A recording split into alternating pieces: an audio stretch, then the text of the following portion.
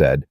"Reckon you got an answer," and walked back out to the barn like he hadn't just detonated something. Jack had read the agency's response twice, crumpled it, smoothed it back out, and then done what he always did with things that made him feel too much. He'd gone to work and not thought about it again. Except he had thought about it. Every single night. The agency had confirmed placement of a capable woman, experienced in household management and ranch assistance, available for a 6-month trial arrangement. No romance implied, no promises made. Practical terms, practical language, the kind of letter written for men who needed help and were embarrassed about needing it. Jack had been embarrassed, but he'd also been desperate in a way he didn't have a word for, not hungry, not lonely, not grieving. Though he was all three.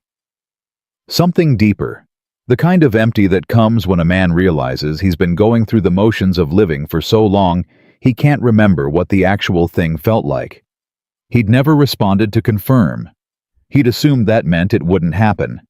He'd assumed wrong. It was late afternoon when he rode back in from the east pasture 3 days out, checking fence line and watering points, trail dusty and short-tempered from 2 nights of poor sleep and 1 close call with a diamondback that had cost him a good pair of boots.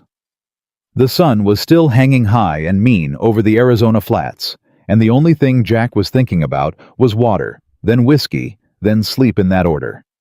He smelled the smoke first. He pulled his horse up short and sat there in the saddle, one hand moving without thinking to the stock of the rifle in its scabbard. Chimney smoke, coming from his kitchen. He hadn't lit that stove in 11 days. He rode in slow and quiet, watching the windows. The front door was ajar. There was a horse he didn't recognize tied at the post near the water trough, a tired-looking bay mare with a battered saddle and 2 large canvas bags strapped to either side. Someone's travel bags.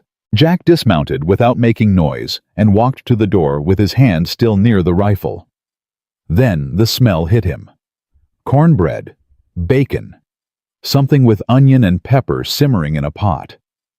The smell of a kitchen being used by someone who knew what they were doing, and it hit Jack Anderson somewhere behind the sternum so hard he actually stopped moving and just stood there on his own porch like a man who'd forgotten how doors worked. He pushed it open. She was standing at his stove with her back to him, a wide woman in a dark brown traveling dress, her hair pinned up but half fallen from the pins, stirring something in his largest cast-iron pot like she'd been doing it her entire life. The kitchen, which Jack had last seen in a state of unwashed plates and general defeat, was clean. Not just tidied, scrubbed. The table had been wiped down, the dishes stacked, and 2 plates set out with spoons alongside them, like this was something that happened here regularly. "You're later than I expected," she said without turning around. "I figured 3 days on the range, maybe 4. Put your rifle down. I'm not a rustler." Jack's hand moved away from the rifle before he'd made a conscious decision to let it. "Who the hell are you?" he said. She turned then, and she looked at him with a pair of dark, steady eyes that didn't flinch at his tone, or his trail dirt, or the fact that his hand had been on a weapon 30 seconds ago. She was a big woman, not in the apologetic, shrinking way some big women learn to carry themselves, but solidly, fully present, like she'd made some kind of peace with the space she occupied and dared the world to have an opinion about it. "Olivia Barnes," she said. "From the Hartwell Agency. You wrote them a letter in February. They wrote you back in March. You didn't reply, but the agency sent me anyway, on account of the fact that you paid the registration fee and they had a placement to fill." She turned back to the stove and gave the pot another stir. "Supper's about 20 minutes out." Jack stood in his own kitchen doorway and stared at the back of this woman's head. "I didn't confirm anything." "No, you didn't. That means I didn't agree to any arrangement." "Hmm? So you can't just—" He stopped, started again. "You can't ride up to a man's property and let yourself into his house." "The door wasn't locked," Olivia said mildly. "Neither was the barn. You've got a water situation with your south trough, the pipes corroded through at the elbow. I'd see to that before the heat gets worse this week." She lifted the lid off a smaller pot and checked something inside, replaced it. "Also, one of your chickens has a broken wing," She's in a separate crate in the barn so the others don't peck her. She'll probably mend if you leave her alone." Jack opened his mouth, closed it. He pulled his hat off and held it in both hands, which he always did when he was trying not to say something he couldn't take back. "Ma'am," he said carefully, "I don't know what the agency told you about this situation. They told me a widower, working ranch, Arizona territory. Required assistance in household management and general operations. Trial period of 6 months." She turned again and looked at him steadily. "That's what they told me. Was any of that untrue?" "No, but—" "Then we're fine." "We're not fine," Jack said louder than he intended. "You rode out here without being sent for, let yourself into my house, and you're standing at my stove cooking my food like someone who hasn't eaten since dawn and has been working in your kitchen for 4 hours. She pulled the pot off the heat with a folded cloth, set it on the iron trivet on the counter, and faced him fully with her arms crossed. "Mr. Anderson, I'm not here for charity, and I'm not here for romance, and I'm not here to cause you any trouble. I'm here because the agency placed me and I travel 400 miles to an assignment. I don't turn around on the porch because the man inside forgot he sent a letter." She paused. "You sent the letter." "I was drunk," Jack said. "Most honest things men say they say drunk," Olivia replied. "That doesn't make them untrue." Jack stood there for a long moment with his hat in his hands. The kitchen smelled like something he'd given up expecting to smell in this house again, and it was doing things to his composure that he wasn't prepared for. He put his hat back on, looked at the ceiling for a second, looked at the floor. 6 months, he said. "That's the standard arrangement. And then you go." "Or we renegotiate," she said. 6 months first. Let's not get ahead of ourselves." She nodded at the table. "Wash up. Supper's nearly ready and I didn't cook it to watch it go cold." Jack Anderson washed up. He sat down at his own table. He ate supper across from a woman he'd met 12 minutes ago, and he didn't say much, and neither did she, and the food was the best thing he'd tasted in 2 years. He didn't say that either. What he did say right at the end, when the plates were cleared, and she was standing at the basin with her sleeves pushed up and her hands in the wash water was, "There's a room at the end of the hall. It ain't much." "I've slept in worse," Olivia said. "The roof leaks when it rains hard." "I'll put a bucket." "I'm not an easy man to work for."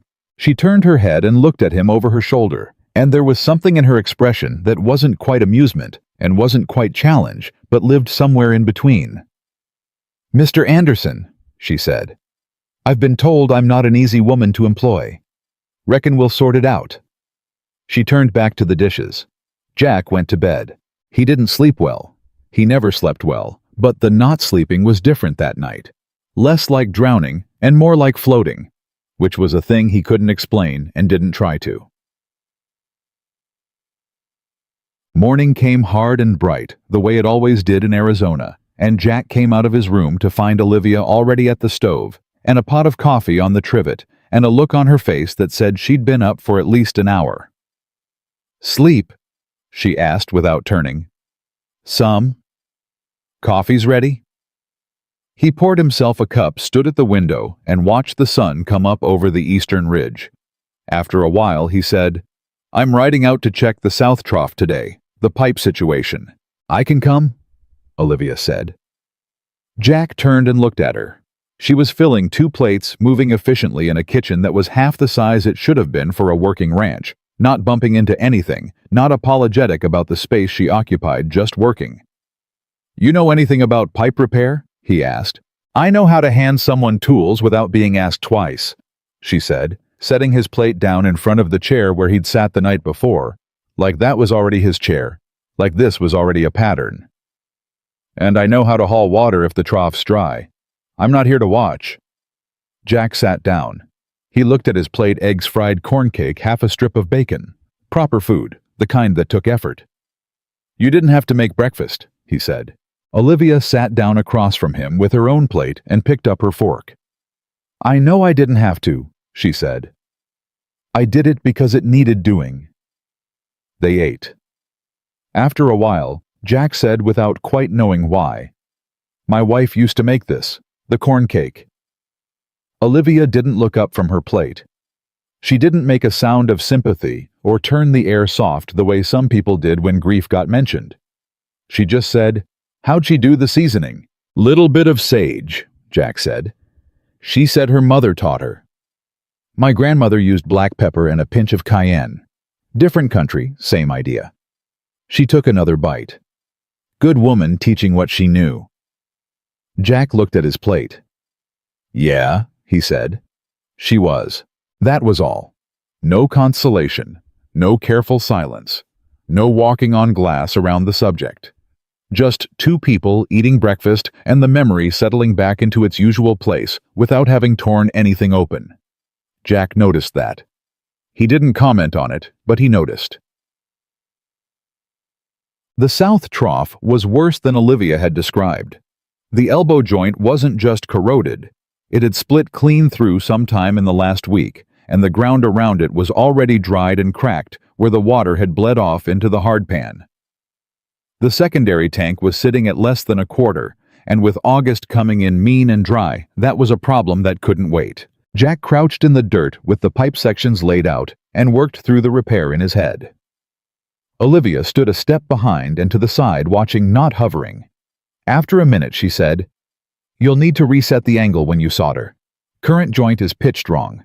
Water's been pooling back toward the tank instead of running out clean." Jack looked at the pipe layout again. She was right. "How do you know that?" he asked. "Ran a household for 8 years, she said. "You learn the plumbing or you learn to go without water. I learned the plumbing." He reset the angle. She handed him the solder when he reached back for it without him having to ask. They worked in the heat for 2 hours without much conversation, and when the repair was done and the water running clean and strong into the trough, Jack stood up and rolled his sleeves back down and looked at the finished work. "Not bad," he said. "No." Olivia agreed. They watered the horses and rode back. By the end of the first week, a shape had emerged to their days that neither of them had planned and neither of them commented on. Jack rode out early. Olivia managed the household and whatever work needed doing close to the ranch buildings, and they met in the middle around the day's practical problems. The garden that needed water twice daily in the heat, the fence sections that wanted attention, the root cellar inventory that needed to be taken and restocked before the supply run into Tucson. It wasn't comfortable exactly. It was functional. There was a difference. The town, on the other hand, was a different story. Tucson in the summer of 1882 was the kind of place that had opinions about everything and time for nothing.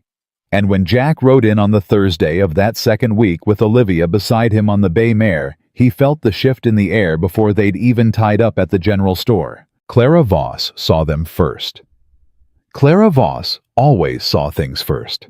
It was her particular talent and her primary occupation, and she was standing outside Danfield's Dry Goods with 2 other women when Jack and Olivia pulled up, and the look on Clara's face went from surprise to something sharper in about a second and a half.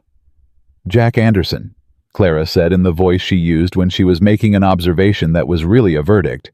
"Didn't know you were expecting company." Jack climbed down from his horse and didn't look at Clara. "Morning, Mrs. Voss." "Afternoon, ladies."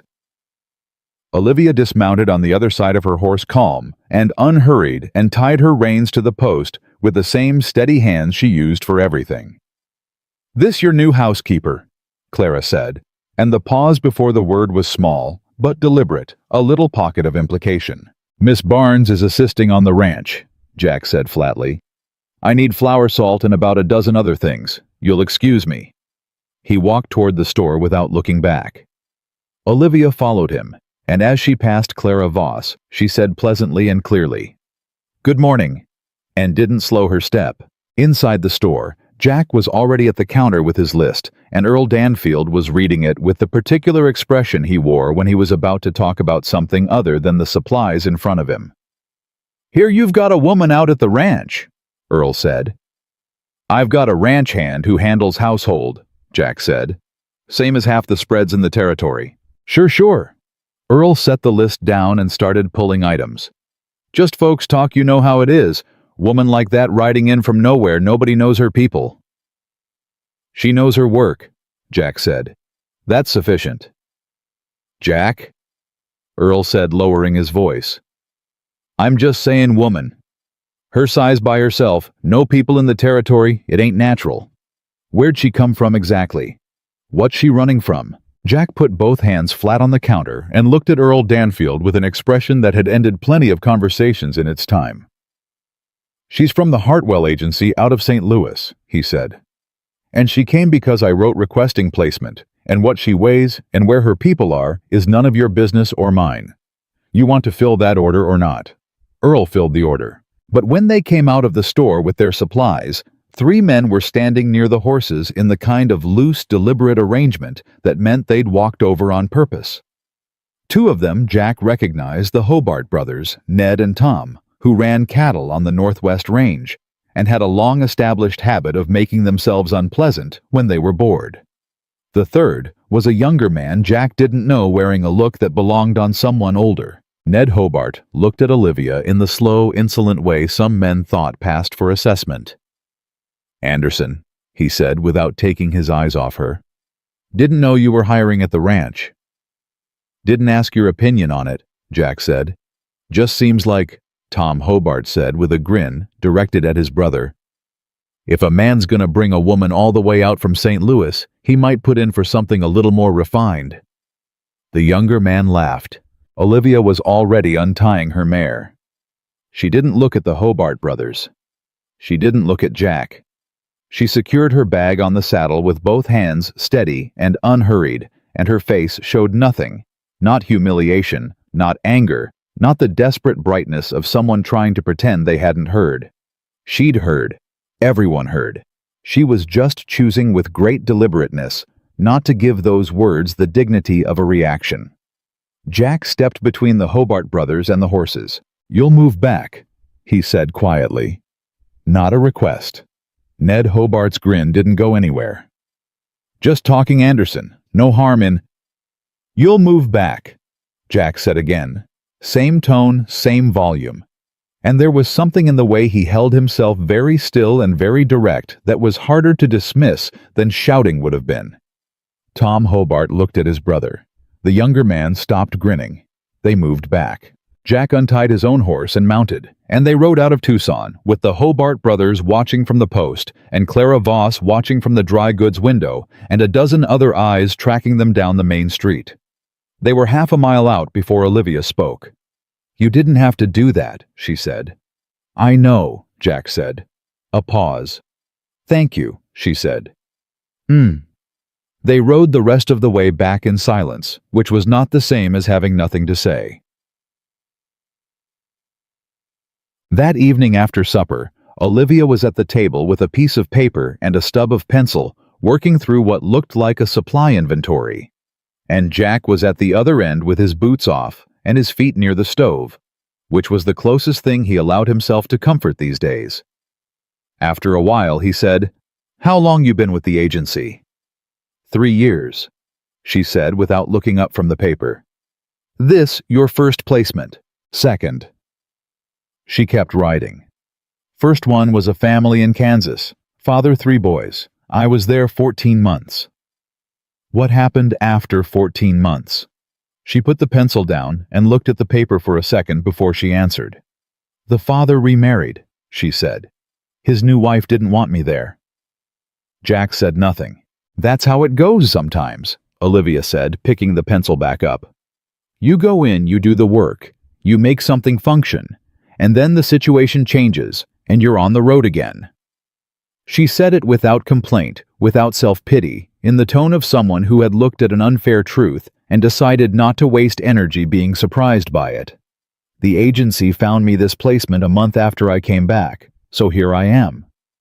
Here you are, Jack said. She looked up at him then, and for a moment the lamplight caught her face at the right angle, and Jack saw what was under the practicality. Not sadness exactly, more like a kind of knowing, the look of a woman who'd figured out a long time ago that the world was going to do what it was going to do. And the only question was what you did with what remained. You going to be a problem, Mr. Anderson? she asked, and her voice was direct but not unkind. Because if you are, I'd rather know now. Jack looked at her across the table.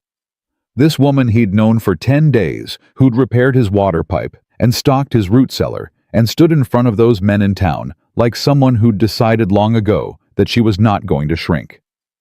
No, he said. I don't think I'm going to be a problem. Olivia held his gaze for a moment, then nodded once the way she did when she'd verified something she needed to know, and picked up her pencil again. Good, she said. Then let's talk about the garden. You've got a soil problem on the east side. I want to fix it before fall planting, and I'm going to need your help moving some things. Jack put his feet back near the stove and listened to her talk about soil drainage and root rot, and what she intended to do about it, and the ranch house held them both in the lamplight, and outside the Arizona night went enormous and star-scattered and indifferent, and for the first time in 2 years, Jack Anderson did not feel entirely alone inside it. He didn't say that. But it was true. The East Garden was a war, and Olivia Barnes intended to win it. She'd been at it since sunup, working the hardpan soil with a short-handled spade, turning it over in sections, pulling the dead root systems out by hand, and piling them to the side. Jack had watched her from the porch for about 4 minutes before he'd gone in, gotten his own spade, and come back out without saying anything about it, and they'd worked side by side through the worst of the morning heat without much conversation, because the soil required attention, and neither of them was given to talking, just to fill silence. It was Jack who stopped first. He drove his spade into the ground, leaned on the handle, and said, "You're going too deep on the east corner." Olivia didn't stop working. The drainage problem starts 6 inches down. If I don't break through the hard pan layer, it'll just pool again in the first rain. Root vegetables can't go that deep in this soil. You'll lose the whole bed. I'm not planting root vegetables on the east side. She turned over another section, methodical and unhurried. I'm putting squash and beans along that wall. They want loose surface soil and they'll climb the fence. The east corner gets morning shade from the barn. It's the right place for them. Jack looked at the corner, looked at her. She was right, and they both knew it, and he picked his spade back up without commenting further. By the time the sun was directly overhead, and the heat had gone from unpleasant to genuinely hostile, they'd turned the entire east bed and worked in the compost Olivia had been building in the back corner of the barn from kitchen scraps and dry straw. Jack straightened up and rolled the tension out of his shoulders and looked at what they'd done. "You've done this before," he said. "My father had a farm in Ohio," Olivia said, driving her spade upright into the turned soil and pulling her gloves off. 20 acres of vegetables and orchard. I worked it from the time I could hold a tool. What happened to it? She was quiet for a moment, slapping dust from her gloves. He died. My mother couldn't keep it. We sold it for less than it was worth to a man who knew we had no choice. She tucked the gloves into her apron pocket. That's a common enough story. You probably know 3 families it happened to. More than 3, Jack said. She looked at him steadily. Then you know there's no use in telling it like it's a tragedy. It's just what happened. You move forward or you don't, Jack said. My father lost his spread in Missouri after the war. Same story. Different man who knew we had no choice. Olivia looked at him for a moment with an expression that wasn't sympathy, but was something adjacent to it, recognition maybe. The understanding of people who've come from the same country of loss, even if they've never walked the same road. And you built this, she said, meaning the ranch, meaning all of it. Tried to, Jack said. She picked up her spade. Then let's not let the East Garden die, she said, and went back to work. Jack stood there for just a second longer than he needed to before he followed. That afternoon, while Jack was out checking the north fence line, Olivia went to look for a bucket in the storage room off the main hall. A narrow room she hadn't opened yet, stacked with tack and tools, and the organized accumulation of a working ranch. She found the bucket on the second shelf. She also found on the small wooden table in the corner a framed photograph she hadn't been looking for, a woman. Young, dark-haired, with a composed, direct look at the camera that reminded Olivia unexpectedly of the way Jack looked at things he was trying to understand. Beside her in the frame, wedged in the corner, a second photograph. Smaller, looser, the kind taken quickly of the same woman, holding an infant caught mid-laugh. Her head thrown back, the baby's face scrunched and round. Olivia stood there with the bucket in her hand and looked at those photographs for a long moment. She put them back exactly as she'd found them, took the bucket and left the room, pulling the door shut behind her. She didn't mention it at supper. But when Jack came in that evening and went to the storage room for something and came back out, he looked at her across the kitchen with a kind of careful attention, like he was checking for something. Olivia met his eyes and said, "The bucket on the second shelf, I borrowed it for the garden. I'll put it back."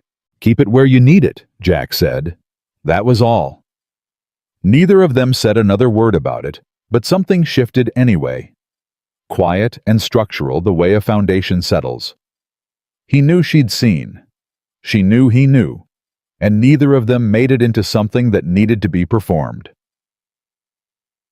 The second week of August brought a visitor Olivia hadn't been expecting, and Jack clearly hadn't been looking forward to. His name was Robert Hale, and he owned the largest cattle operation in the valley, and he rode onto the Anderson Ranch on a Thursday morning, like a man who owned everything in his sightline, which was the energy he cultivated.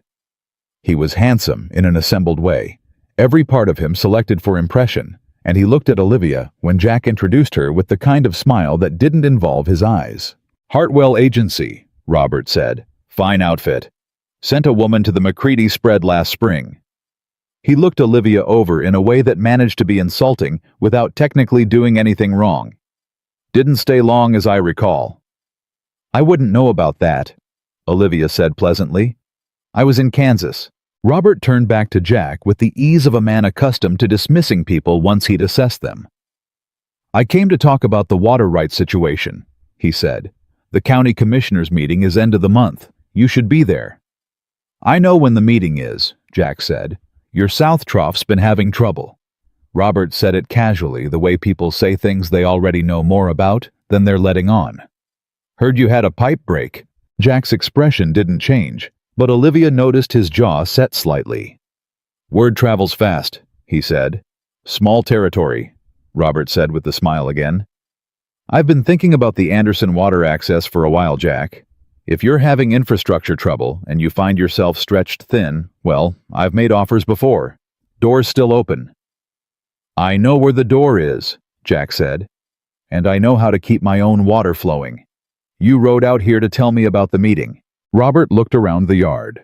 The repaired trough, the garden beds, the mended fence section near the barn, and something moved behind his eyes that was calculating rather than casual.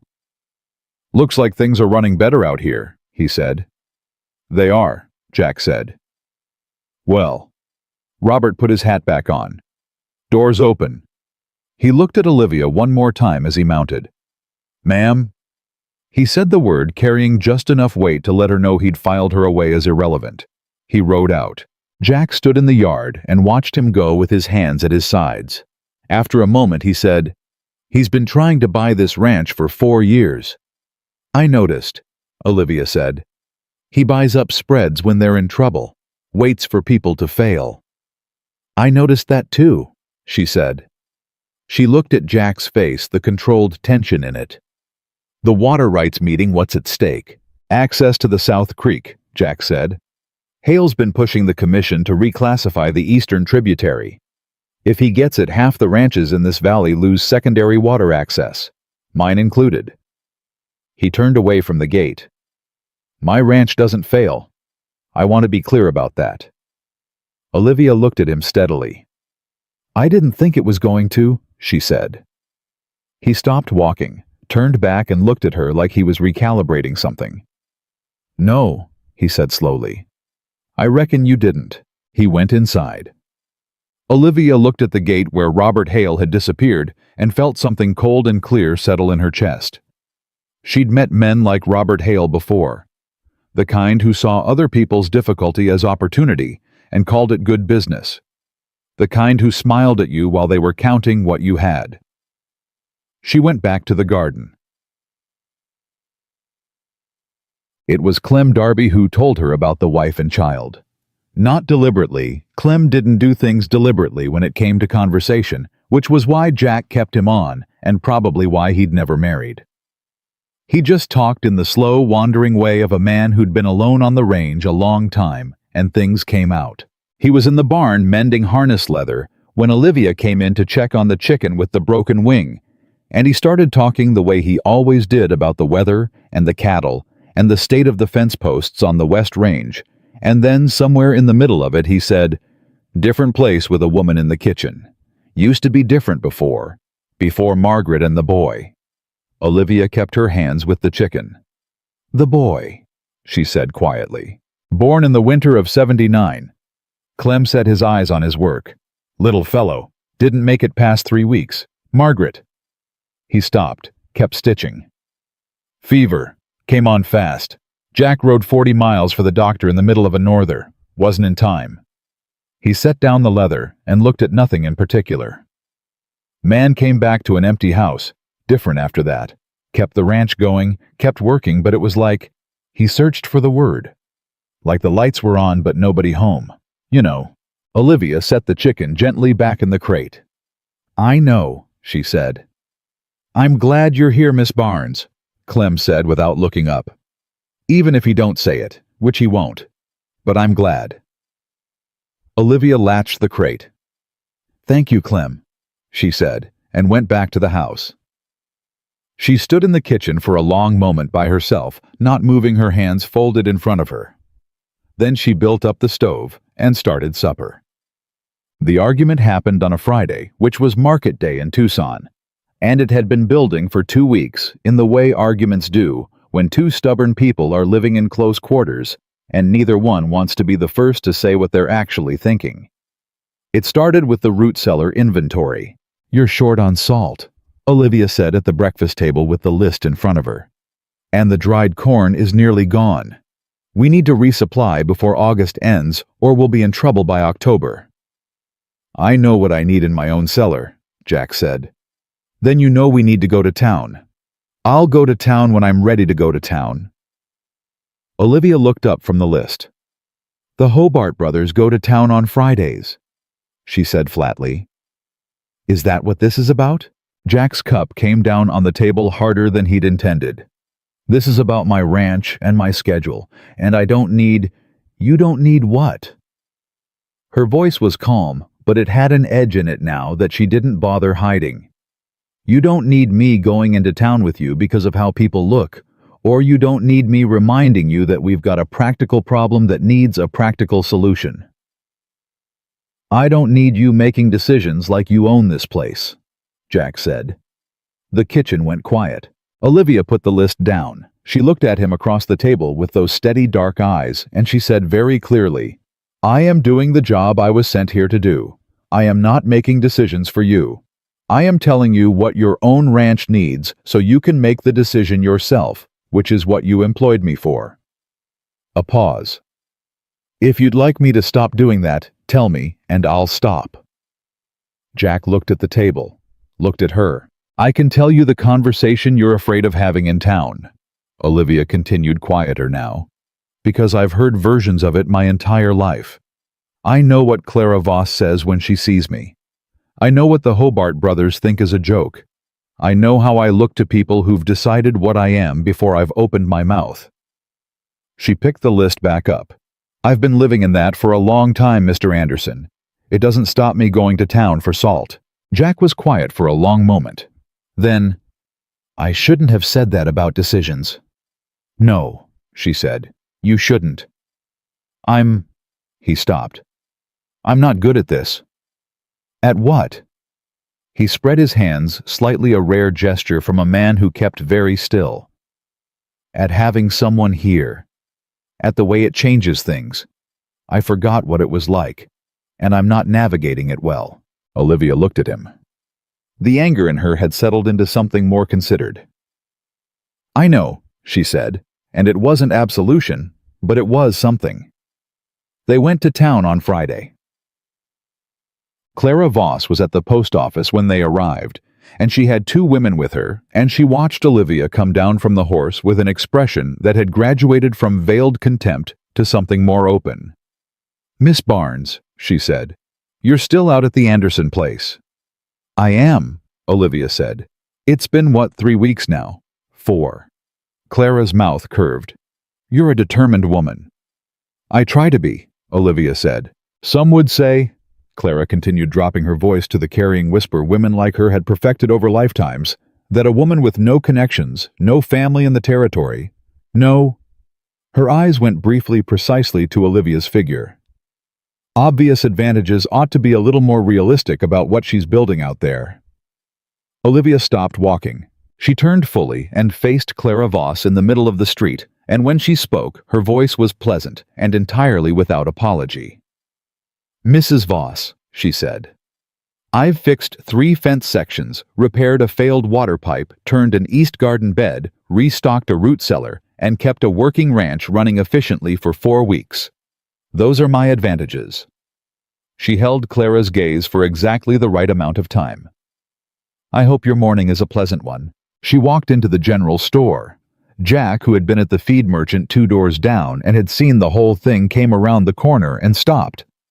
Clem, who had come along for the supply run, pushed his hat back on his head and looked at the space Olivia had just occupied and said quietly, "Well now." Clara Voss was standing in the street with an expression that suggested she'd say something about this later to many people at length. Jack didn't care. He walked into the general store behind Olivia, and when he came up beside her at the counter, she was already reading off the supply list to Earl Danfield, steady and focused. And he stood there for a moment, and he thought with a clarity that surprised him that he had not seen anyone stand their ground with that particular kind of dignity in a very long time. He didn't say it, but that evening back at the ranch when the supplies were put away, and Olivia was at the table with the mended inventory list and her pencil, Jack came and set a cup of coffee beside her without being asked and went back to his chair by the stove, and she looked at the cup and then at him, and he said, "You take it black, right?" "I do," she said. "All right then," he said, and that was that. She didn't make anything of it. He didn't make anything of it. But the cup of coffee sat there on the table like a small deliberate thing. Like the first word of a sentence, neither of them had started yet. And the ranch house held them both quietly in the last light of the day. And something that had been wound very tight in Jack Anderson began almost imperceptibly to loosen. It would take time. It would take more than coffee and a fixed water pipe and a woman who didn't flinch at Clara Voss in the street. Jack knew that. He suspected Olivia knew it too. But the 6-month arrangement had 4 weeks gone and 20 weeks remaining, and neither of them for the first time was counting down to the end of it. The county commissioners' meeting was held in the back room of the Tucson courthouse on the last Tuesday of August, and Jack rode in alone because Olivia told him to. "This is your fight," she said at breakfast that morning. "Go in clean. Don't give Hale anything to use against you." She looked at him over her coffee cup. "He will use anything." Jack had looked at her for a moment. "You've figured him out fast. Men like Robert Hale are easy to figure out," she said. "They're not complicated. They're just patient, and they think patience makes them smart." She set her cup down. "Don't let him talk you into a corner. If he proposes a compromise, it's not a compromise." Jack rode in thinking about that. The room was already full when he arrived. A dozen ranchers from the Valley Commissioner Bledsoe at the head of the table with his reading glasses and his careful neutrality, and Robert Hale seated to Bledsoe's left like he'd reserved that position in advance. He probably had. Jack took a seat along the wall and watched the room. Hale opened with maps. He always opened with maps. It was a technique Jack had seen him use before, spreading documentation across the table like a man who had nothing to hide and simply wanted everyone to understand the facts. The maps showed the eastern tributary reclassification he'd been pushing for the new property boundaries, the water access zones. He used the word efficiency 6 times in 4 minutes. "The current arrangement is unsustainable," Hale said.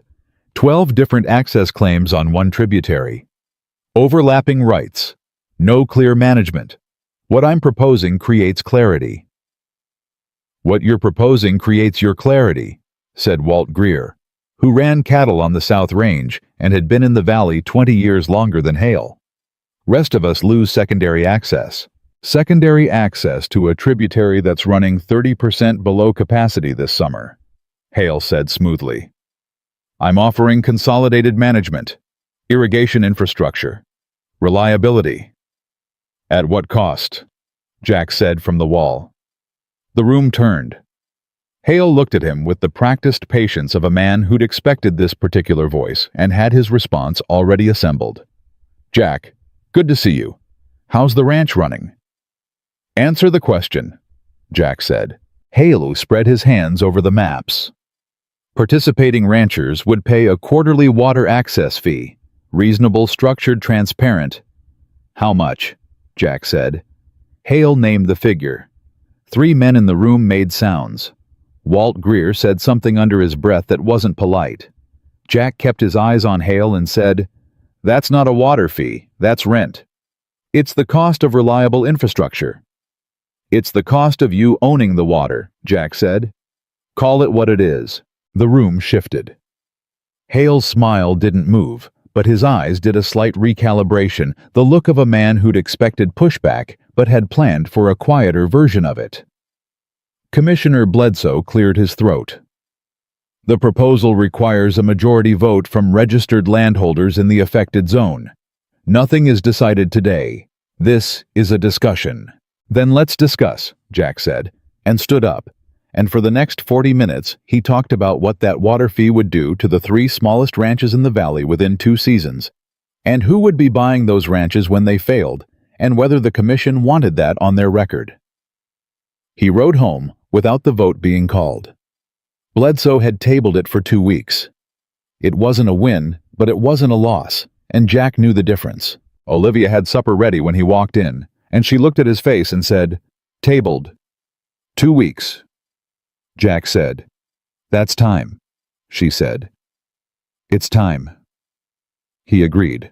She put a plate in front of him and sat down across from him and said, Tell me what he said. And Jack told her, and she listened without interrupting, and when he was done, she was quiet for a moment, her hands folded on the table, and then she said, He's already talked to at least 2 of those small ranchers, probably made them private offers. Jack looked up. How do you know that? Because that's what patient men do, she said. They don't wait to win the vote. They make the vote unnecessary. She looked at him steadily. Which ranchers are most in trouble? The Delacroix brothers on the north end. And May Sutton, she's been running that spread alone since her husband died last spring. Then those are the people we need to talk to before Hale does, Olivia said. Jack looked at her across the table. We, he said. She met his eyes. Unless you'd rather go alone. He didn't answer right away. He looked at his plate for a moment, and there was something moving through him that was harder to name than gratitude. The particular disorientation of realizing that someone had moved from being present in your life to being necessary to it, and you hadn't noticed it happening until it was already done. No, he said finally. I don't think I would. They rode out to the Delacroix brothers the next morning and to May Sutton the morning after that, and what they found was worse than Jack had expected and better than Olivia had feared. Hale had already been to both spreads. He'd offered the Delacroix brothers a buyout price that was insultingly low and framed it as a favor. He'd told May Sutton that a woman running a ranch alone was a liability situation and that he was trying to protect her from herself. May Sutton, who was 63 years old and had calloused hands and a shotgun she kept behind the kitchen door, had told him precisely where to put his protection. I like her, Olivia said on the ride back. Everybody likes May, Jack said. She's been the spine of this valley for 30 years. She needs the coalition more than she's letting on, Olivia said. Her well output's down. She didn't say it, but I could see it in the way she talked around the water question. Jack looked at her. You got that from a 40-minute conversation. I got it from watching someone be very careful not to say something, Olivia said. That's usually louder than the thing they're not saying. Jack was quiet for a moment. What else do you notice that you don't tell me? It was a more direct question than he'd meant to ask, and they both felt the weight of it shift in the air between them. Olivia kept her eyes on the trail ahead for a beat before she answered. "That you go to the storage room sometimes in the evening," she said quietly. "And you're always quieter after." Jack didn't say anything. "I don't mean it as an intrusion," Olivia said. "I just notice." "I know you do," he said. They rode the rest of the way without speaking, but it wasn't an uncomfortable silence. It was the silence of two people who had just moved a boundary slightly and were both deciding how they felt about that. The storm came out of the southwest on a Thursday in early September, and it came fast. Clem saw it first from the ridge where he'd been checking the upper fence line, and he rode back in at a run and came into the yard shouting, which Clem almost never did, which meant something. "Big one," he said, breathless, pulling his horse up hard. "Dark wall, moving northeast, 2 hours maybe less." Jack was out of the barn door before Clem finished the sentence. Olivia came out of the house behind him, took one look at Clem's face and said, "What do we need to move first?" "Livestock into the main barn," Jack said. "Clem, get the horses in. Miss Barnes." "Garden cover," she said. "The squash are near harvest. Give me 20 minutes. "You don't have 20 minutes, Jack said. "Then give me 15. She was already moving. What happened in the next 90 minutes was the kind of concentrated, brutal work that strips away everything not essential. Jack and Clem got the horses in and secured, got the cattle into the main yard and the gate locked, got the loose equipment into the barn and the barn doors braced. Olivia got the garden covered with whatever she could find. Canvas, old timber, anything working against a wind that was already building from interesting to alarming. She was tying down the last section of canvas when the sky went green. Jack had seen that color twice in his life, and both times it preceded something violent. He came out of the barn at a run and crossed the yard and grabbed Olivia's arm and said, "Inside, now." "I'm almost—" "Now," he said, and his voice had a quality in it she hadn't heard before. Not anger, something more urgent than that, and she looked at the sky, and she stopped arguing, and they ran. The first real gust hit when they were halfway across the yard, and it hit like a wall, solid and mean. And Olivia stumbled, and Jack's arm went around her shoulder without his brain being consulted on the matter. And they made it to the porch, and through the door, and Jack pulled it shut and dropped the bar across it, just as the sound outside went from loud to something else entirely, a sound less like wind and more like the earth being dragged across itself. They stood in the kitchen in the sudden interior quiet and listened to the storm dismantle things outside. Olivia's breathing steadied. She put her hand flat on the kitchen table and felt the walls shaking with the pressure of it. "The barn," she said. "It's braced," Jack said. "The new fence section on the east, gone," he said flatly. "Don't think about it yet." She looked at him. He was standing very close because the room was small, and they'd come through the door together, and he hadn't stepped back yet, and neither had she, and for a moment the storm outside went very far away. "Are you hurt?" he asked. "No," she said. He looked at her for a second longer than the question required. Then he stepped back and went to check the window bracing, and Olivia put both hands on the table and breathed, and the storm howled on outside, like it had a personal quarrel with everything they'd built. What? It lasted 4 hours. When it was over and the door could be opened, what they walked out into was a different ranch than the one they'd walked away from. The east fence section was down 3 posts ripped clean out of the hardpan. The chicken coop had lost its roof. 2 sections of the garden cover had torn away, and the squash beds underneath were flattened. The vines shredded the fruit, either gone or destroyed. The main barn had held, but the smaller equipment shed had lost a wall, and the contents were scattered across 30 yards of yard. Clem was already out walking the damage in the careful way of a man assessing before allowing himself to feel it. Olivia stood in the garden. She stood there without moving, looking at what was left of 6 weeks of work, the squash she'd been watching since August, the bean vines she'd trained along the fence, the herb bed she'd put in along the south wall. Most of it was gone. What wasn't gone was broken. Jack came to stand beside her. He didn't say anything, After a moment, Olivia crouched down beside one of the squash plants that was still attached to its root system, its stem bent but not severed, the leaves destroyed, but the crown still intact. She picked up the broken stem and looked at it for a long time. "It's still alive," she said. "Yeah," Jack said. "The root system is intact." She stood back up. "I can stake the remaining plants tomorrow. The east bed might still produce if we get another 3 weeks before first frost." She looked at the fence posts. "The fence is a bigger problem." "We'll get to the fence," Jack said. She turned and looked at him, and something had shifted in her face. Not defeat. Nothing like defeat, but a rawness that the practical shell usually kept covered. 6 weeks of work, gone in 4 hours, and she was standing here calculating what could be salvaged.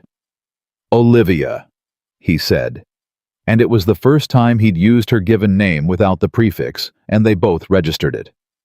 She looked at him. "You don't have to sort this out tonight," he said. "I know," she said, "but I want to know what's left." "I understand that," he said quietly. "I do understand that." She looked at him for a moment, and there was something in his voice, the particular weight of a man who knew about loss, that arrived fast and changed everything overnight that she heard clearly. "I know you do," she said. They stood in the ruined garden in the aftermath of the storm, and the air was washed clean and strange the way it always was after violence. And Clem was moving quietly at the far end of the yard, and the sky had gone pale and innocent, like it hadn't just done what it did, and Jack Anderson looked at this woman standing in the wreckage of everything she'd worked for, and not breaking, not leaving, not doing anything except figuring out what was salvageable. And he felt something move in his chest that he had spent 2 years not feeling. He didn't act on it. It wasn't the moment. But he felt it clear and undeniable, the way you feel the first real cold of autumn coming, not the thing itself yet, but the certainty that it's on its way. "Let's get the animals fed," he said. "Yes," she said, and they went to work. It was Clem who found the letter. It had come in on the Tuesday supply run, tucked into the stack of mail Clem had collected from the Tucson post office before the storm, and it had been sitting in the saddlebag through the whole of the weather and came out slightly damp at the edges, but legible. Clem handed it to Jack without comment, but his expression had something in it, a careful neutrality, that meant he had an opinion he was keeping to himself. The return address was the Hartwell Matrimonial Agency, St. Louis. Jack opened it at the kitchen table that evening while Olivia was in the barn doing the last animal check of the night. He read it once, folded it, and sat very still for a moment. Then he read it again. The agency, in the polished and precise language of a business communication, wished to inform Mr. Anderson that due to a change in placement circumstances, Miss Olivia Barnes was being recalled from her current assignment effective at the end of the current month. A replacement could be arranged pending his confirmation. They thanked him for his patronage and trusted this would create minimal disruption. A change in placement circumstances. Jack sat with the letter in his hands and stared at the table. The lamp was burning low. Outside he could hear Olivia moving through the barn, the soft sounds of a woman who knew where everything was in the dark because she'd put it there herself. He thought about what she'd done in the last 6 weeks. He thought about the water pipe and the east garden, and what she'd said to Clara Voss in the middle of the street, and the way she'd stood in the ruined garden tonight, and started calculating what was salvageable before the storm had even fully passed. He thought about what she'd said without saying it in the kitchen, with his hand on her arm, and the storm outside, and the way she'd looked at him after. He folded the letter and put it in his shirt pocket and sat there for a long moment in the quiet. When Olivia came in from the barn pulling off her gloves, she looked at his face immediately, the way she always looked at his face first thing. A quick practiced read the habit of a woman who'd learned that men's silences had different weights to them, and it was useful to know which kind you were dealing with. "What's wrong?" she said. Jack looked at her across the kitchen. He thought about the letter in his pocket. He thought about what a change in placement circumstances actually meant, who had requested the recall, and why, and whether the timing 2 days after he'd stood up at the commissioners' meeting and named what Robert Hale was doing was a coincidence. He didn't think it was a coincidence. "Sit down," he said. "I need to talk to you about something." She sat down. She put her gloves on the table and folded her hands and looked at him directly the way she always did. No flinching, no performance, just present and ready for whatever was coming. Jack took the letter out of his pocket and put it on the table between them. Olivia looked at the return address. Something crossed her face. Fast controlled the look of a woman who'd been here before and knew how to absorb it. She picked up the letter and read it, and when she put it down, her expression was composed, but her hands, Jack noticed, were very still, in the way that meant effort. "End of the month," she said. "Yeah," Jack said. She looked at the letter for another moment. Then she looked at him. "What do you want to do?" she asked, and her voice was steady, but it was the steadiness of someone holding something in place by will. Jack looked at her across the table. The lamp was burning low between them. Outside, the Arizona night was doing what it always did, enormous and indifferent, and full of stars. And Jack Anderson, who had been going through the motions of living for 2 years, who had written a letter he'd meant to burn, and hadn't burned, who had come home to find smoke from his chimney, and 2 plates set at his table, made a decision. "I want you to stay," he said. Olivia sat very still for a long moment after he said it. Not the stillness of someone who hadn't heard, the stillness of someone who had heard perfectly and was deciding what to do with it. "You want me to stay?" she said. "Yes." "On what terms?" Jack looked at her across the table, and there was nothing evasive in his expression. "Whatever terms you need," he said. "Different terms than the agency arrangement. Better terms. Jack."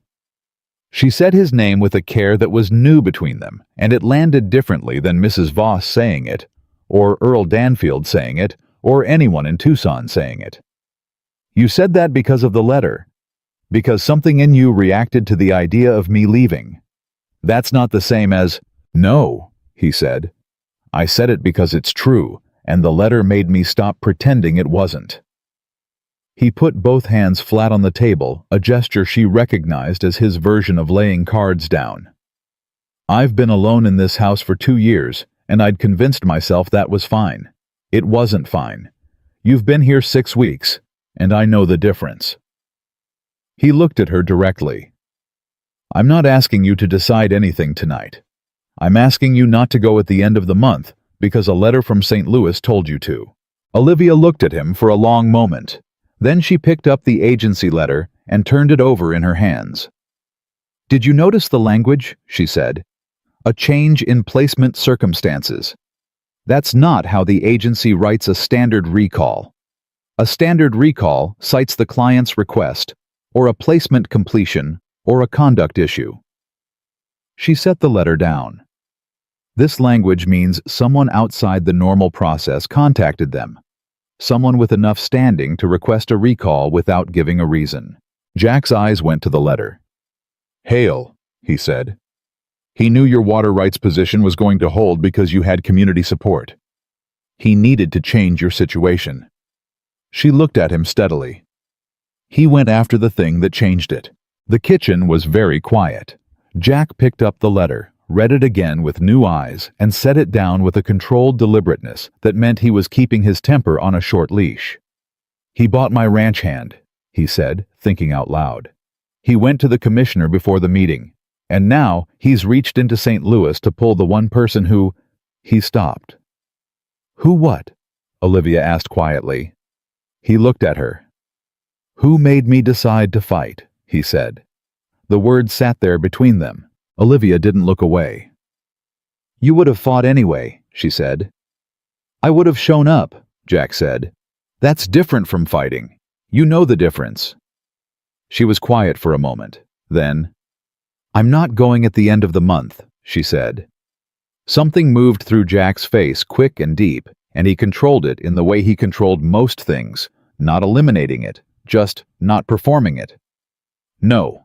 "No?" She folded the agency letter and set it aside with the finality of a woman filing something under irrelevant. "Write them back and tell them the placement is ongoing. I'll handle my end."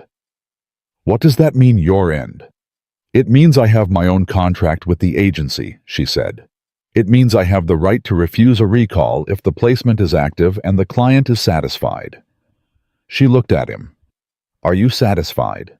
Jack Anderson looked at Olivia Barnes across the kitchen table, and the word satisfied did several inadequate laps around what he was actually feeling and came nowhere close to covering it. Yes, he said. Then we're fine, she said, and stood up and put the kettle on, because she had decided, and when Olivia Barnes decided something, it was decided. Jack sat at the table and watched her move around his kitchen and felt something in the region of his chest that he hadn't felt in 2 years. Do something complicated and real, and he let it. He wrote to the Hartwell agency the next morning. 3 sentences. Placement active. Client satisfied. No recall accepted. He wrote it into Tucson himself and mailed it before breakfast was cold. When he came back, Olivia was in the yard with May Sutton, which was not something he'd been expecting, and May was talking with her hands the way she did when something had made her genuinely angry, and Olivia was listening with that particular focused stillness that meant she was collecting information. Jack dismounted and walked over. May. Jack. May Sutton looked at him with the blunt directness of a woman who'd been navigating this valley on her own terms for 30 years. I came to tell you something, and I'll tell you both because it concerns both of you. She looked between them. Robert Hale visited me again yesterday, after the storm. He told me the damage to my north fence was going to compromise my water claim at the commission, which is a lie. My fence has nothing to do with my water claim, but he said it like a man who'd already decided I was too old to know better. What did you tell him? Olivia asked. I told him the same thing I told him the first time, May said. And then he said something I want you both to hear. She paused. He said, the Anderson situation is going to change shortly. When it does, the valley politics change with it. You'd be wise to decide early which side of that change you're on. Jack was very still. He said that. Those exact words, May said. I've been in this territory long enough to know a threat from a man who doesn't call it a threat. She looked at Jack. What's he doing to your situation? Jack told her about the agency letter, about Hale's likely connection to it. May listened with her arms crossed and her jaw set, and when he finished, she said, That man has been moving pieces on this board for 2 years. You're not the only one. She looked at Olivia. You need to stay, Miss Barnes. I don't say things like that to women I just met, but I'm saying it now. Olivia met May's eyes. I know, she said. I'm staying. May nodded once with satisfaction. Good. Now let's talk about what we're going to do about the commission vote. The rebuilding took the better part of 2 weeks, and it was not done alone. Walt Greer arrived on a Saturday with 2 of his ranch hands and a wagon of lumber, unannounced, the way people did things in the valley when they were doing them right. The Delacroix brothers came the following Tuesday and spent an entire day resetting fence posts on the east line. May Sutton sent her foreman with tools and a barrel of nails and a note that said simply, for what it's worth. Jack watched his valley show up for him and felt something he hadn't let himself feel in 2 years, the particular weight of being part of something, of belonging somewhere, of having people who came without being asked. Olivia fed all of them. Every single day she cooked for whoever was in the yard, and nobody made a comment about it, and nobody looked at her the way the Hobart brothers looked, and May Sutton sat at the kitchen table and talked to her like an equal, which she was. It was during the fence repair on the 3rd day, when Jack and Walt Greer were working the new post holes, and Olivia was bringing water out from the house, that Walt said quietly, without stopping his work, She's good people, Jack. Jack drove his post hole digger down. She is. Valley needs people like that, Walt said. Good, steady, real people. He didn't say anything else, and he didn't look up, but the comment sat in the air between them like something that had needed saying for a while and was glad to finally be said. Jack didn't respond. But that evening, when the work was done, and everyone had eaten, and the yard was quiet again, and Olivia was at the table with her inventory list, as always, he stopped in the kitchen doorway on the way to his room and said, You know, people here have started to respect you. Olivia looked up. May and Walt respect competence, she said. That's different from respecting me. No, it's not, Jack said. Not with those two. When May Sutton rides 20 miles to tell you something, she's not doing it for your work. Olivia held his gaze for a moment, and something moved through her expression that was careful and real. That means something to me, she said quietly. That matters more than I'd like to let on. Then let it on, Jack said. You don't have to armor everything. She looked at him for a long moment. You're talking to yourself, she said, and it was gentle and direct at once, the way she said everything. Probably, Jack said. He said goodnight and went to his room, and he lay awake for a while thinking about what she'd said, and he knew she was right, and he also knew that some armor comes off slowly or it doesn't come off at all, and the question was whether he was willing to let it be slow. He decided he was. Done. He took her to the grave on a Sunday. He hadn't planned to. He'd been riding out to check the north pasture, and she'd been with him, and the route took them past the small rise on the east end of the property, where the two wooden markers stood, and he'd stopped without deciding to stop, and Olivia had pulled up beside him and waited. Margaret, he said. And the boy. I called him Daniel. He was only 3 weeks, so there wasn't time to make it official. He looked at the markers. I made the markers myself. Took me a week because I kept having to stop. Olivia said nothing. She sat on her horse beside him, and she was quiet in the way that wasn't absence present fully, just not filling the space with words that would be smaller than what was needed. I blamed myself for a long time, Jack said. I'd gone for the doctor, but by the time... He stopped. You know how it goes. You replay it. The different decisions you could have made. The different roads. Yes, Olivia said quietly. For a while I thought the ranch was my punishment, he said. That the reason it kept struggling was because I deserved it to struggle. Because I'd failed them. He looked at the markers for a long moment. I don't think that anymore. But I thought it for a long time. When did it change? Olivia asked. He looked at her. Recently, he said. She held his gaze, and there was nothing comfortable or evasive between them. Just two people on horses on a rise in the Arizona sun, and the truth of what he'd said hanging in the air without either of them needing to explain it. She sounds like she was a strong woman, Olivia said. From what you've told me. The corn cake recipe. The way you talked about her. She was, Jack said. She would have liked the East Garden, Olivia said. I think. Jack looked at the markers, and the look on his face was something that had been sealed for 2 years and was very slowly opening, not with damage, but with something more like relief, the way a wound feels when it finally stops being kept closed by sheer will and starts to actually heal. Yeah, he said, his voice rougher than usual. She would have. They sat there for a few minutes, and then Jack turned his horse back toward the ranch, and Olivia fell in beside him, and neither of them spoke for a while. But it was the quietest Jack Anderson had been in 2 years. Not the silence of someone keeping something locked away, but the silence of someone who had finally set something down. Hale came to the ranch on a Wednesday. He came alone, which meant he wanted to talk rather than intimidate. And he came in the late afternoon, which meant he'd timed it so Jack would be tired from a day's work, which was a technique Jack noted and disliked. He was in the yard when the horse came through the gate, and he didn't walk toward him. He stood where he was and made Hale come to him. Olivia appeared in the doorway behind him.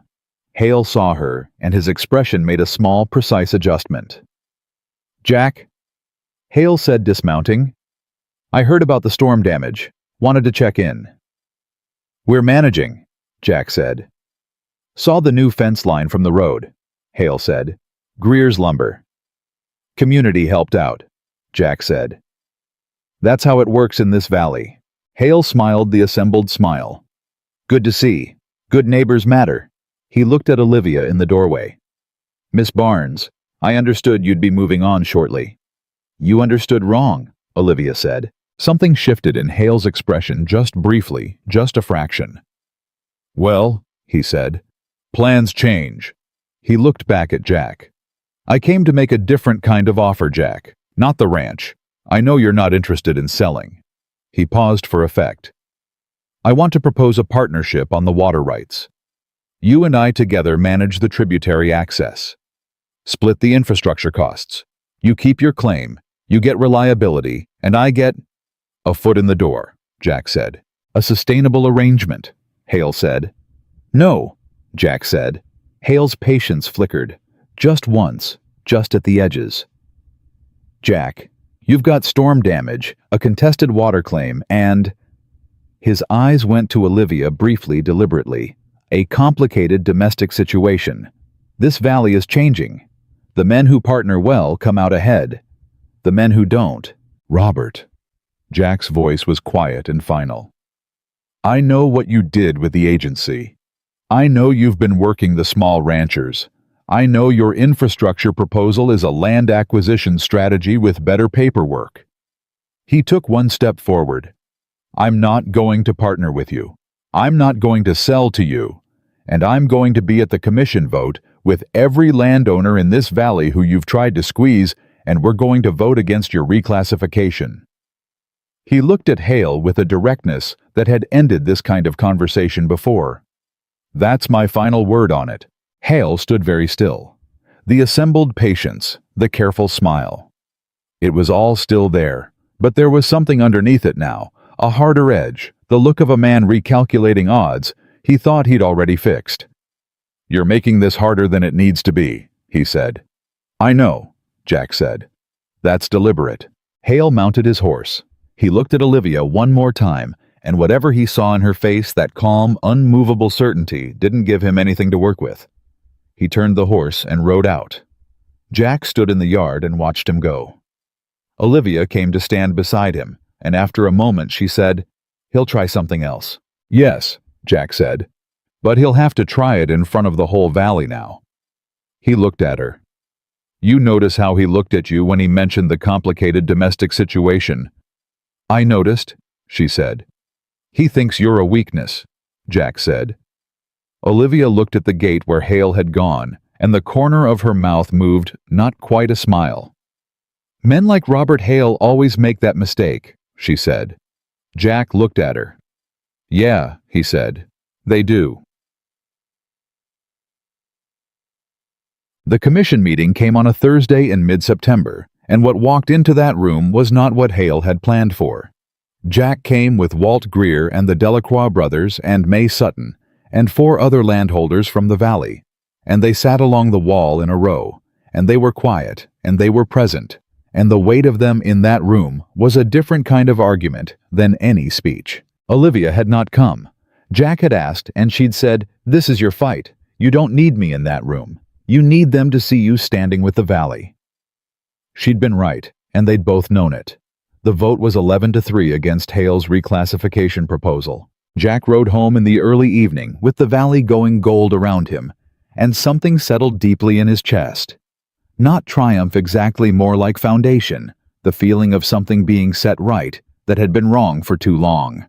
Olivia had supper ready. She didn't ask how it went. She looked at his face when he walked in, and she knew, and she put his plate down and sat across from him and said, "Eat." And he ate, and the kitchen was warm, and the food was good, and outside, the Arizona evening was cooling towards something that felt almost like fall. After a while, Jack said, "I want to talk about what comes after the 6 months." Olivia put her fork down carefully. "All right," she said. "The agency arrangement ends in 4 weeks," he said. "And I don't want—" He stopped, tried again. He was not a man built for this kind of sentence, and they both knew it, and she waited without filling the gap. "I don't want you to leave because the arrangement ends," he said. "I want you to stay because you want to be here." Olivia looked at him across the table. This woman who had ridden 400 miles to a stranger's ranch and fixed his water pipe and stood down Clara Voss and rebuilt the East Garden after a storm and helped him stand in front of a commission and fight for what was his. And she said quietly and plainly, the way she said everything that mattered, "I want to be here." Jack nodded. He was quiet for a moment. "Then let's make it permanent," he said. "If you're willing." The kitchen held them both in the lamplight, and outside the Arizona night stretched away in all directions, enormous and full of stars. And Olivia Barnes looked at Jack Anderson and felt something that had been traveling a very long road arrive finally where it was supposed to be. "I'm willing," she said. He didn't do it at supper. He'd meant to had spent 3 days turning it over, the words and the timing, and what a man like him could reasonably offer a woman like her. But when it came to it, sitting across from Olivia at the table with the lamplight between them and her pencil, moving down the supply list, the formal version of what he wanted to say felt wrong. Too assembled. Too much like a Robert Hale kind of gesture arranged for impression. What he did instead was wait until Sunday morning when the ranch was quiet, and Clem was off visiting his sister in town, and the yard was just the two of them, and the early light coming in soft and low. He came out to find her already in the east garden, kneeling beside the squash that had survived the storm, the ones she'd staked and tied and coaxed back from destruction, and which had against all reasonable expectation produced. There were 6 of them, small but whole. She was running her hand along one of the vines with an expression he'd learned to read not sentiment, exactly more like the quiet satisfaction of a person who'd bet on something and been proven right. He came and stood beside her. She looked up. "I want to marry you," he said. No preamble, no arranged speech, just the thing itself. Olivia sat back on her heels and looked at him with those steady dark eyes, and for a long moment she didn't say anything. The morning was very still. A bird was doing something in the direction of the barn that neither of them was paying attention to. "Jack," she said. "I mean it," he said. "Not the arrangement, not an extension of the agency terms. I mean—" He stopped, and there was something in his face that was as unguarded as she'd ever seen it. The armor she'd called out 2 weeks ago genuinely down the man underneath it, visible and uncertain and real. "I mean, I want you here, permanently, as my wife. Because this ranch is only a place to work without you in it, and I realized that 2 months ago, and I've been finding reasons not to say it ever since." Olivia stood up. She brushed the dirt from her hands with the same deliberate calm she brought to everything, but her eyes, when they came back to his, were not calm. They were full of something that had been held behind the practicality and the steadiness for a long time, and was now quietly not being held anymore. "You know what people will say," she said. "Yes," he said. "Clara Voss will." "I don't care what Clara Voss says," Jack said. "The Hobart brothers, Olivia." He said her name the way he'd learned to say it, direct, and without apology, the way she said things that mattered. "I know what the town will say. I know how they'll look. I've been looking at you for 2 months, and I know exactly what I see, and what I see is the person I want to spend the rest of my life building something with." He paused. "If you want that too, At."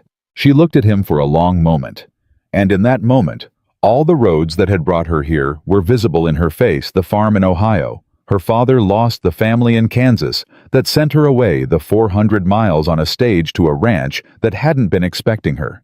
The town that had looked at her like she was something to be assessed and dismissed, and this man who had put his hand on her arm in a windstorm and used her given name and taken her to a grave on a hill and said things he'd clearly never said to anyone. "Yes," she said. "I want that." Jack reached out and took her hand, and neither of them made it into more than it was just 2 people standing in a garden in the early morning, holding on to something they'd both been a long time finding. "All right then," he said. "All right," she said. Behind them, the squash sat solid and undamaged in the morning light, and the east garden was very much alive. Clem cried. He would deny it later, and did deny it the moment it happened, turning away and doing something unconvincing with his bandana. But Jack had seen it, and Olivia had seen it, and they had the good grace not to say so.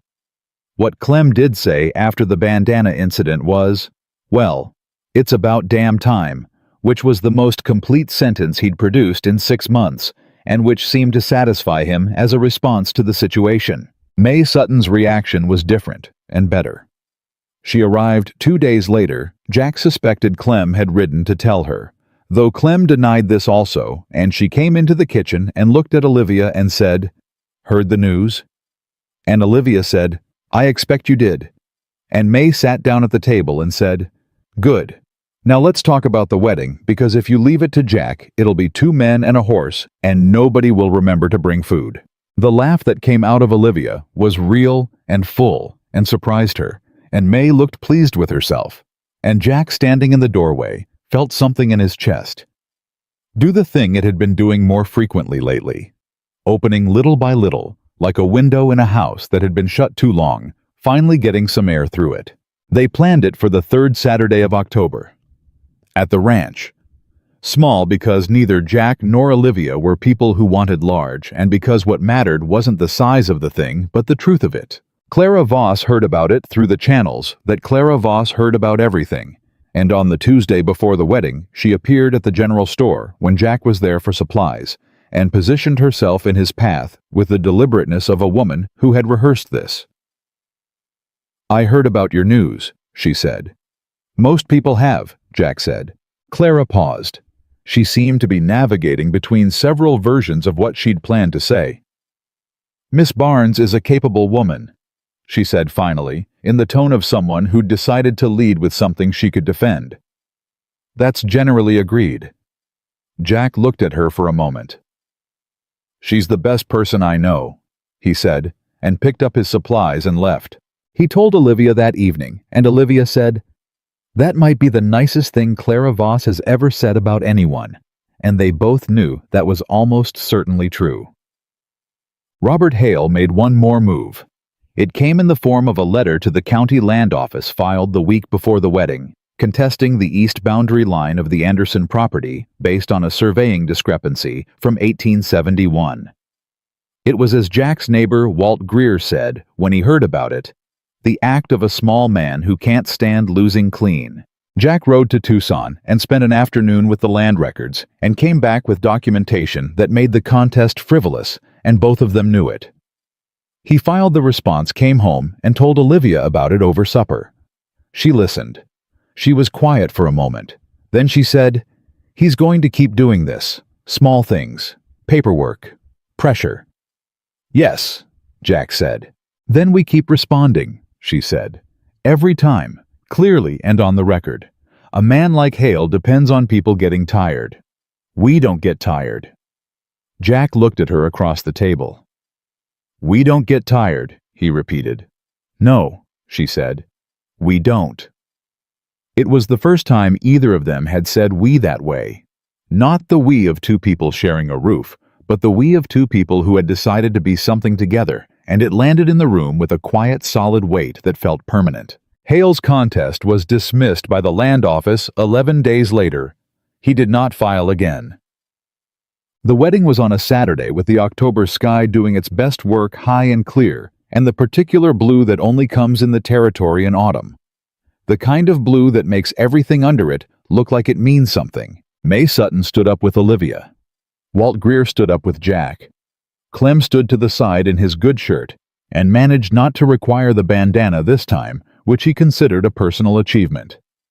The Delacroix brothers came, and 4 other families from the valley, and even Earl Danfield from the general store, who arrived with his wife and stood in the back and seemed to feel that his presence was a kind of vote he was casting and wanted it on the record. The minister was a traveling man who did the circuit through the territory and had, by his own count, married 47 couples in the last decade, and he'd developed an efficient and genuine approach to the ceremony that Jack appreciated. He said the necessary words and asked the necessary questions, and when he got to the part that required answers, both Jack and Olivia gave them without hesitation, looking at each other the way 2 people look when they've made a decision they're certain of. Jack Anderson put a ring on Olivia Barnes's finger, a simple band he'd had made by the silversmith in Tucson. No ornament, just the thing itself, and he held her hand in both of his and looked at her face and said what he'd been moving toward since the night he came home to smoke from his chimney, and 2 plates on the table, and a woman who hadn't come to be persuaded she was welcome. "I don't have a speech," he said, "but I want you to know that whatever I built here, whatever this place is, it's better with you in it. And I intend to spend a long time proving that." Olivia looked at him, and when she spoke her voice was steady, but it cost her something the way things cost you when they mean a great deal. "I've been places that didn't want me," she said. "I know what that feels like. And I know what this feels like." She squeezed his hands. "This is home. Your home. I'm not going anywhere." May Sutton made a sound that she immediately converted into clearing her throat. Clem looked at the sky. The minister said the final words, and it was done, and the October afternoon held all of them in the yard of the Anderson Ranch, with the mountains in the distance, and the east garden visible over the fence line, and everything that had been broken by the summer's storms, rebuilt and standing. The first winter they spent together was the hardest in memory, and the best of Jack's life, and both things were true at the same time, which was how the best things usually worked. The cold came early and hit hard and kept the ranch bound up in ice and short days for 3 months. The work didn't stop. It never stopped, but it changed shape, moved indoors and close. And what Jack discovered was that Olivia Barnes, in a confined space with a difficult problem, was one of the most formidable things he'd ever encountered, and also one of the most calming, which was a combination he hadn't known was possible until he lived with it. She read in the evenings. Not the domestic manuals and agricultural guides she used for work, but novels, thick ones worn at the spines that she'd carried in those canvas bags on the Bay Mare all the way from St. Louis. Jack asked her once what she was reading, and she read him a passage, and the next night she read him another without being asked. And by the end of January, it was a thing they did in the evenings. Jack by the stove and Olivia with her book. The reading coming and going naturally, like weather, and it was the most settled Jack had felt in any evening since before the winter of '79. He told her that one night, without planning to. He'd been sitting there listening to her read, and it had just come out quietly, the way the real things came out when the guard was down. "I haven't felt like this in an evening since before I lost them." Olivia stopped reading. She looked at him over the top of the book. "That's a good thing," she said gently. "It's supposed to feel like that." "I know," he said. She went back to reading, and Jack Anderson sat by the stove in his own house with his wife's voice moving through the winter quiet, and he let it be what it was, not a replacement, not an erasure.